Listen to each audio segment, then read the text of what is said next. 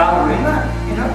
He talks to people and he says, we know the law of cause and effect will drag him down back here to earth, where he's going to undo all the harm he's done over so many years. He's going to try to convince everyone there is an afterlife. He's going to be just like you.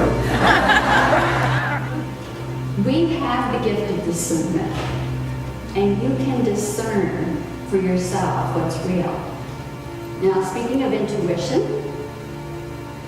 true and intuitive information when it comes to you, it is very neutral. It's just a very clear, spontaneous thought that enters your head. Boom, boom, boom. There was some renovations being done here, and a scaffolding fell, and all the workers were killed.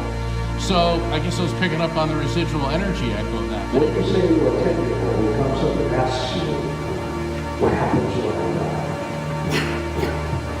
You transition to a higher level of consciousness, and you become fully awake and aware. And it's basically like having a smelly, too tight sweatshirt that irritates and itches you, and all of a sudden you pop out of it and you feel fantastic.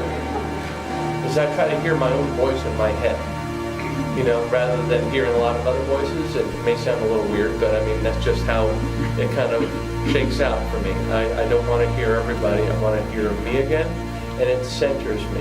I had somebody that came through first that said, I'm Mike. My name's Mike. And then an Andrew came through. So as I was sitting here. So is anybody able to claim like they went by Mike? They were really excited about the name.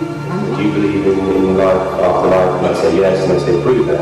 And I say to them, do you believe there will be a tomorrow? And they say yes, and I say prove it. And I think that's a very good way of listening to someone who's probably inwardly not ready to accept what we are about.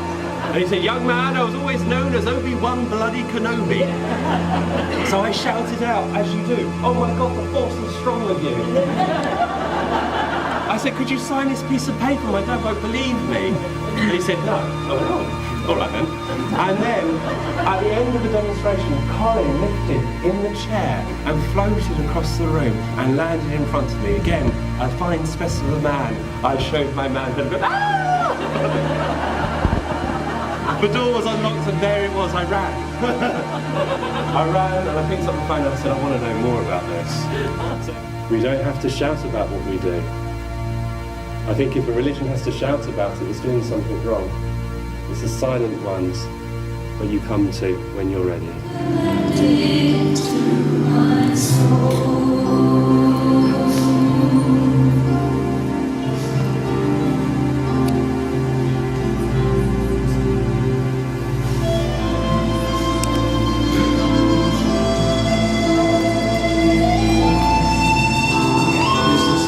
Things we hear so often is people say, there's nobody, you know, have had a near-death experience or out-of-body experience or after-death contact, but there's nobody I can share it with. They think I was weird. Well, we're going to have groups of weirdos where people can share these and find out really just how common they are. They are so common. And then consider how they can bring light and more love and harmony to their communities. If human beings could change an environment through our own psychical ability, what do you think these beings can do to an environment? Beings whose consciousnesses are on a much higher magnitude than ours, at least while we're here on Earth. So that's the idea. Mediums are rarefied for raw talent. And all of a sudden, 3 years ago, angels started coming into everything I do, whether it's healing, spiritual counseling, mediumship, psychic, and they're telling me the core of my work is angels, and it's shifting fast in that direction, whether I want that or not. Yeah. We now have a science of the afterlife, so we're way beyond the point of wondering about the afterlife and suppositions and metaphysics, shamans and all that sort of thing. And now we're saying, what do we know about the afterlife? What can we do? Yeah, and if you have to be in a negative mood, sometimes you're human. Just go work it out in private, and what I mean by that is get a journal, just let it flow, let it go. You don't have to aim it at anyone. You don't have to tell yourself, I have to stuff it. Stuffing's not good. Yeah. And those of you who have died and come back, you know this light, and it's a love beyond compare.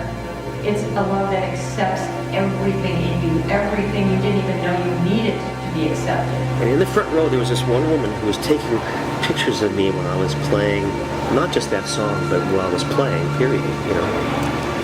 And I finished the song, and she jumps up and she comes to the edge of the stage, and she says, "Can you explain this?" And she's holding the camera up like this, and I'm looking down at the picture that she took of me, or pictures that And she there's took an of me. orb, I bet. Yes, there's an About orb. this big, right over my keyboard. Mom's Just like here. about this right there, you know?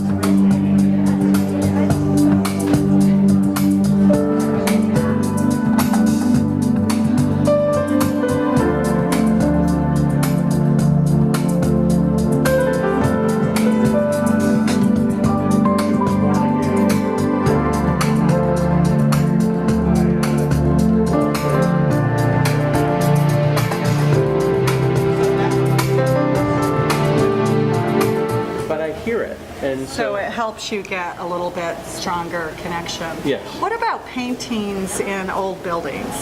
Oh, I sometimes they jump off the walls at me, and I was literally in a dark old building